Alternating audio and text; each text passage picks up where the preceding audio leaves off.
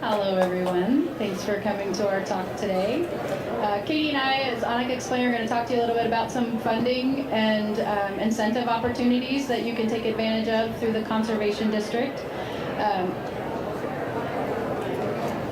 We've been doing this kind of work for a long time, not Katie and myself necessarily, but since 1943, the Conservation District has been around, working with land managers such as yourself to help manage and protect our natural resources. We do this in a variety of ways. So we offer free and confidential technical assistance. We have educational opportunities. We're starting a equipment loan program. So lots of things that you can take advantage of to help improve your chores or your mud situation or your environment.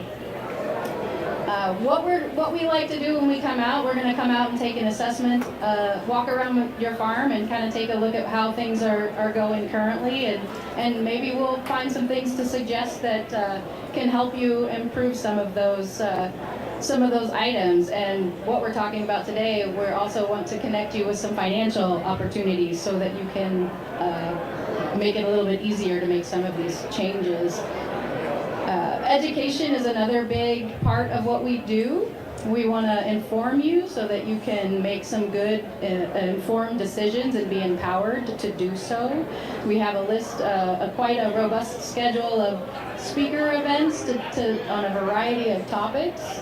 And the next one up is composting on your farm.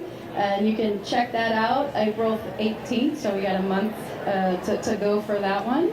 But all of these events are really, really great, and they can actually qualify you for some of these rebate programs that we will be talking about a little bit today. So I'm going to hand the mic over to Katie, and she's going to talk to you about some things, and then I'll come back and talk to you about some more things as well.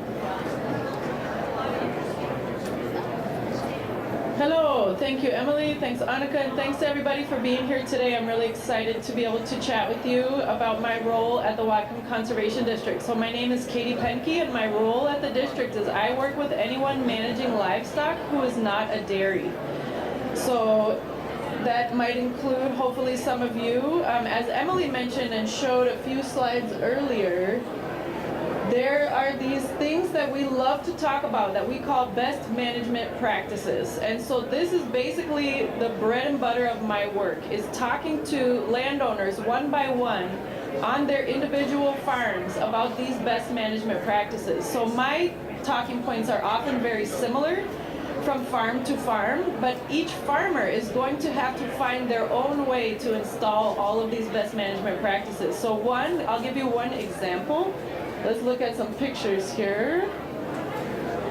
Is what we call nutrient management for pastures. So how do you grow the best grass? How can you save yourself money from buying feed every year? Or how can you create a pasture that your animals are happy to be on? Well, we start with a basic soil test and we check the chemistry of the soil. And that's a free service that we offer for livestock owners in the county. And once we have a sense of what's going on in your pasture, then we might know how much we need to fertilize. And using manure for fertilizing is one of the best tools we can do. We're adding organic matter that way and nitrogen and nutrients. And so we have a manure spreader loan program. So, if you're interested in either of those services, that's kind of entry level, pasture soil testing or manure spreader loan, you can talk to the sound horse keeping booth or the farm planning booth in the front. Just as an aside, it's not necessarily a best management practice, but we understand a lot of people like to raise poultry on their farms. And once you do, you're raising them for meat or you need to process some stewing hens. We have a loan now of poultry processing equipment. That kind of speaks to the fact that one of our goals is to promote agriculture in the county. And so this is one way that we're doing that. So other best management practices, Emily alluded to a rebate program. So we use the term heavy use area. The best management practice in this region is to take animals off pastures when they're saturated in the winter. It's much better for your soil and it's better for the animals, and I love to talk about it, so I can talk to you about it, about why. And in order to do that, we have to have another place to put them. So we call it a winter confinement or a heavy use, and then we improve the footing in that area with a lot of different types of footing. So on the left, you see an example of some hogs in an area that is improved with shavings. And then on the right is another best management practice, which is managing all the water that's running off of barns or livestock related structures so that all that clean water is not going into manure saturated areas and then running off. And so it seems like such a simple thing, gutters on barns, but we could really spend quite a lot of time talking about how to manage your roof water, because once it gets down from the barn, well, first of all, we need to protect it from the animals themselves on its way down. So there's lots of different ways to fence around the gutters or to put large metal pipes on them.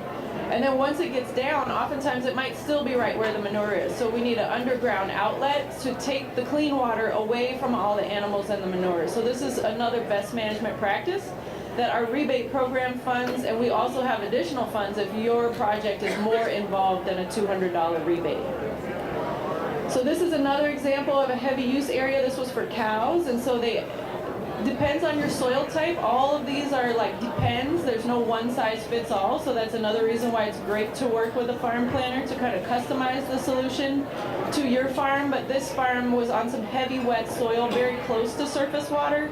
So they worked with us in our grant program, and we helped them with a $3,000 reimbursement for this project, where they excavated some of the mineral down to the mineral layer, put some landscape fabric, some gravel, and then they'll top that with wood chips. And so the gravel becomes a drainage layer, and the wood chips become what is maybe deep bedded every winter and then cleaned once a year in the spring. Other examples of heavy use area protection, and another thing we love to advocate, is leaving a large mound of material in the paddock in the winter. Gives the animals something to play on basically, and then also there's material there for you to spread as the winter goes on. This is an example of the heavy use area creation that I had just mentioned, with the kind of different layers and excavating down to mineral soil. If you've worked with us, you've got the soil test going, you've got the rebate going, maybe we put a whole binder together for you to help kind of encapsulate your farm planning ideas. You might still be looking for more, and so that's where we have up to $3,000 per farm to install some of these best management practices. So there are some watersheds that are more eligible for these than others. We try to prioritize watersheds that are draining directly to a commercial shellfish farm or recreational shellfish farm.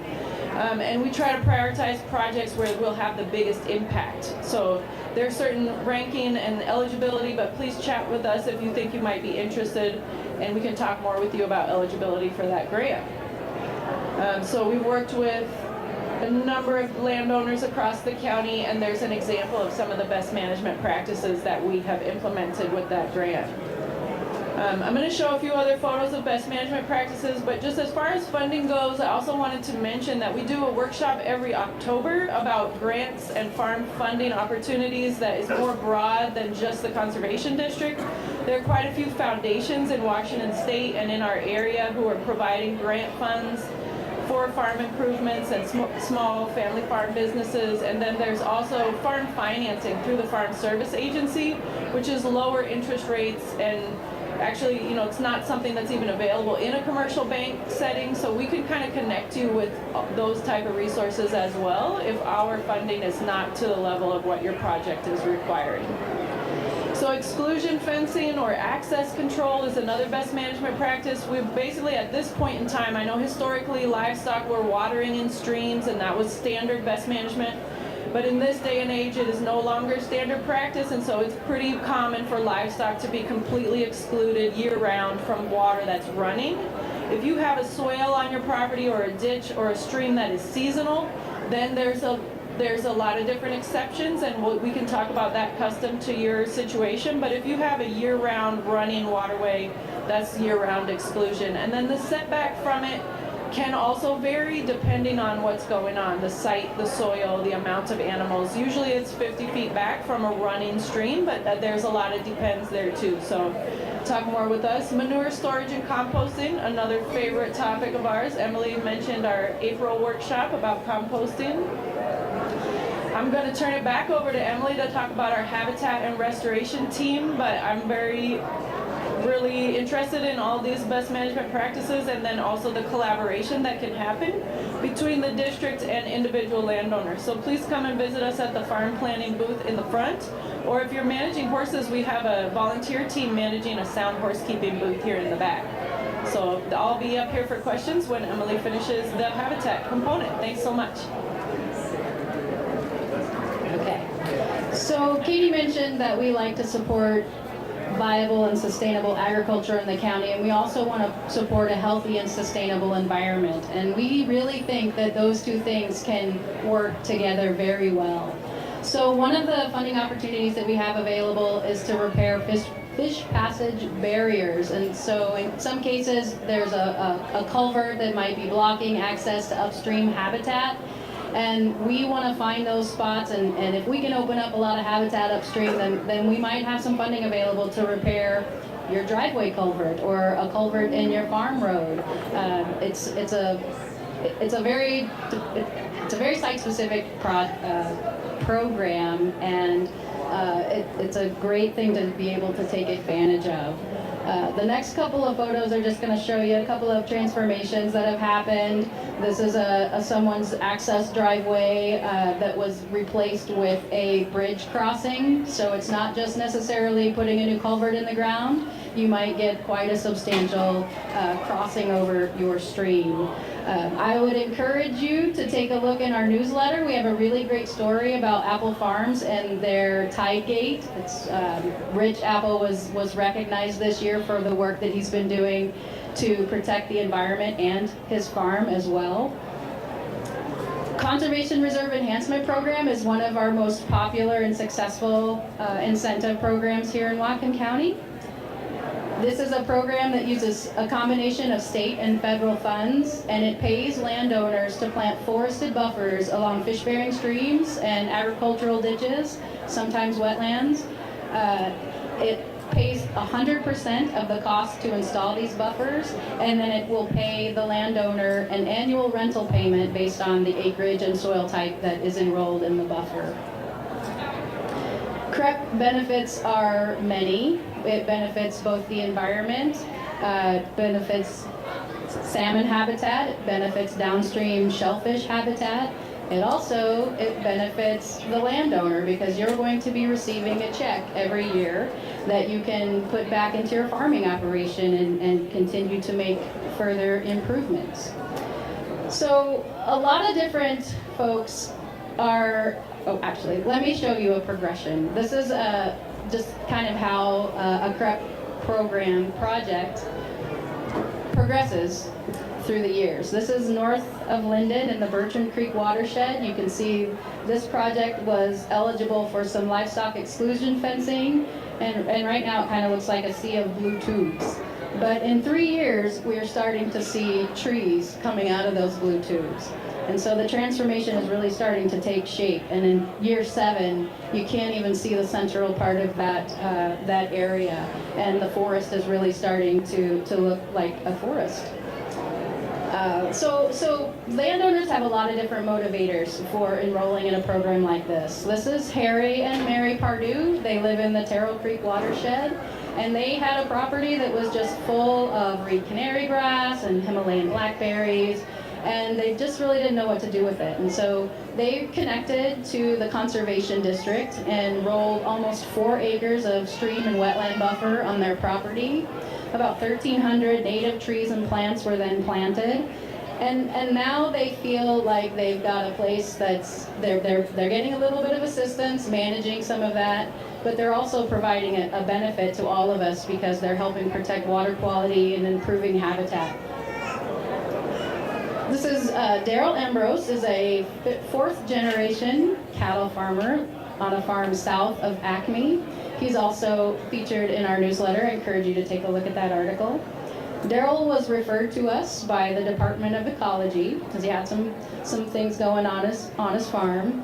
And at first he was a little reluctant and he was a little cautious, but after working with some of our planners, both farm planning and doing some habitat planning, Daryl really was able to see a change. Once these practices were implemented, he really started to see results. He got a heavy use area, he started doing some pasture management, got some fencing, and we also got some forested buffers on his property. The great thing about this program and project is that Daryl now is able to take some of that income that he's received from the CREP program, and he's able to actually now put it back into his farming operation, so he can just carry on that good work. So here we have another list of upcoming events. The speaker series, our native plant sale, is 2 weeks from today in Bellingham at the community college. A great selection of native plants if you wanted to get a jump start on improving your streams and wetlands. And I think we are ready to take a few questions now. And as Katie said, we both have some booths out in the Expo area, so if you don't get your question in now, please feel free to come have a talk with us. We'd love to chat. Give a hand for our presenters quickly. Thank you. And let's hear it. Any questions that you have for either our Habitat program or our farm planning program leads?